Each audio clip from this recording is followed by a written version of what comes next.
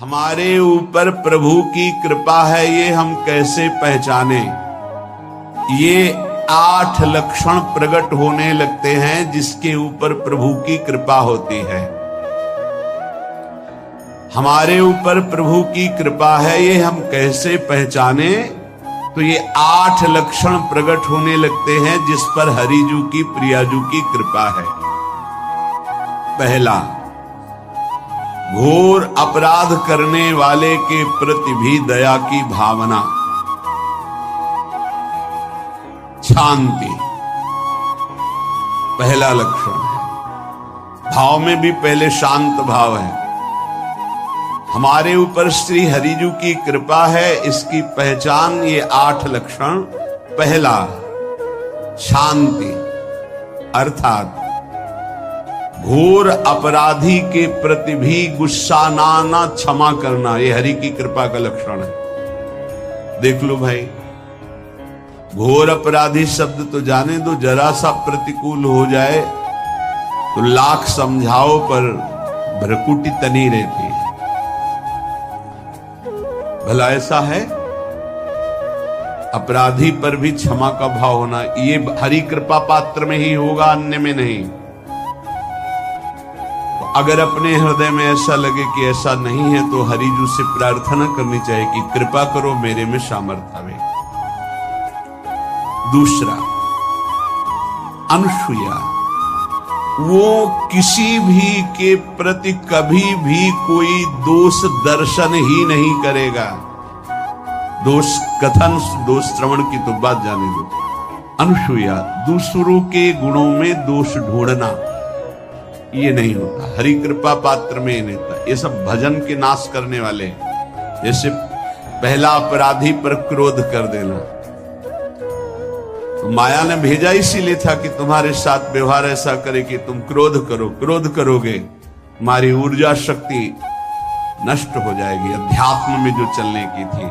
और कहीं तुमने संकल्प कर लिया तो भजन शक्ति नष्ट हो जाएगी। तो अगर भजन बल है तो गया, जरूर उसको दंड मिलेगा, पक्का मिलेगा, 100% मिलेगा, लेकिन आप खाली हो गए। ना भजन करने की वृत्ति रहेगी और ना भजन रहेगा, दोनों बार।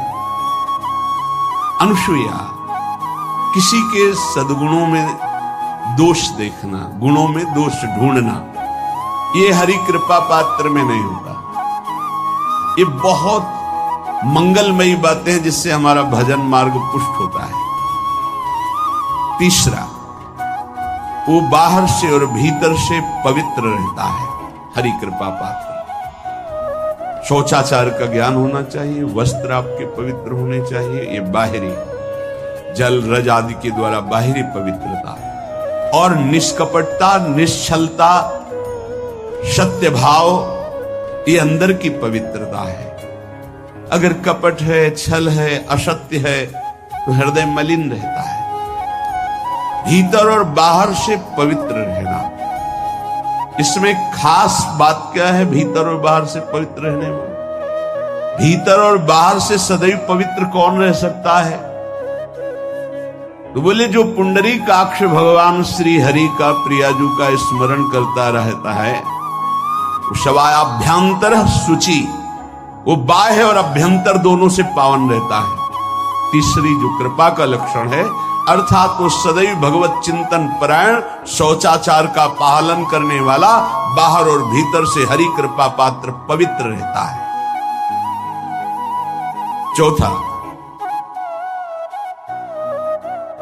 ऐसे कार्यों का अनुष्ठान न करे जिनमें हमारा भजन छूटता है, जिनमें सत्य छूटता है, जिनमें भगवत भाव छूटता है। जैसे आपके ऊपर कृपा हुई, आप भगवत मार्ग में चल रहे हैं, अब आप ऐसे संसारिक कार्यों का अनुष्ठान कर रहे हैं जिनमें आपकी चित्तवृत्ति बिल्कुल भगवत विमुख हो रही, तो जीवन का लाभ क्या होगा?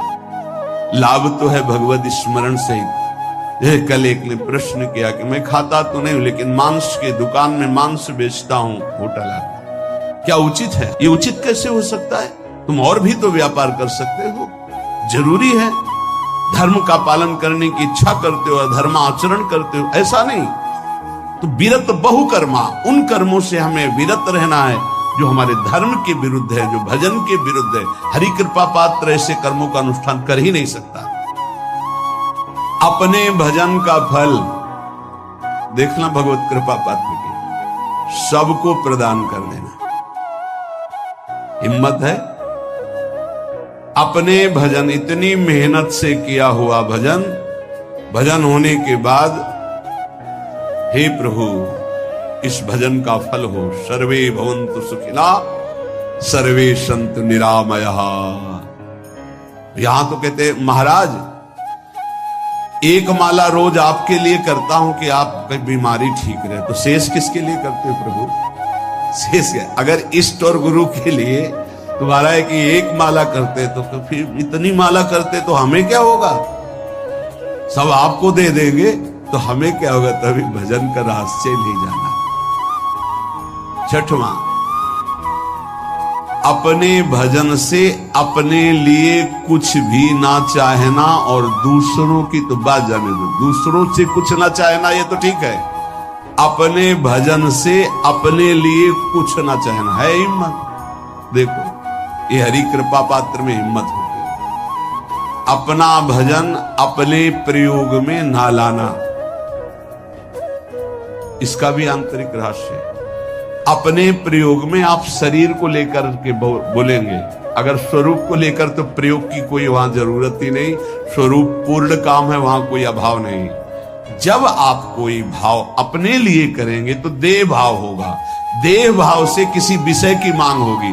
विषय पूर्ति भजन का फल नहीं होता, भजन का फल होता विषय निवृत्ति। बहुत जोर की बात है, कैसे समझ?